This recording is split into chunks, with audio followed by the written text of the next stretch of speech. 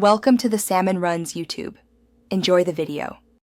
In this video, I will help you drive your Kawasaki Ninja 300. First, ensure the kickstand is up and the ignition is in the on position. Familiarize yourself with the handlebars, including the throttle on the right and clutch lever on the left. The front brake is also on the right, and the rear brake pedal is by your right foot.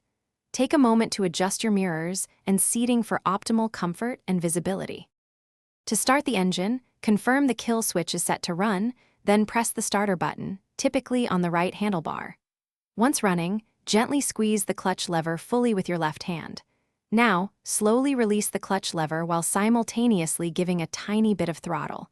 You will feel a slight pull as the bike finds its friction point, where power begins to engage. This crucial point allows smooth movement. As you accelerate, you will need to shift into higher gears. Once you reach around 5,000 revolutions per minute, ease off the throttle slightly and quickly squeeze the clutch lever in. With your left foot, firmly press the gear shifter up to engage the next gear, then smoothly release the clutch and apply throttle again. Practice this coordination. It will become second nature with experience and precision.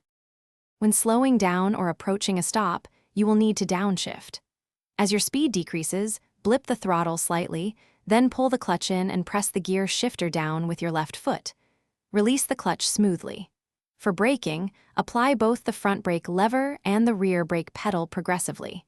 Use about 70% front brake and 30% rear brake for effective stopping power. Thanks for watching. Consider subscribing if we helped you.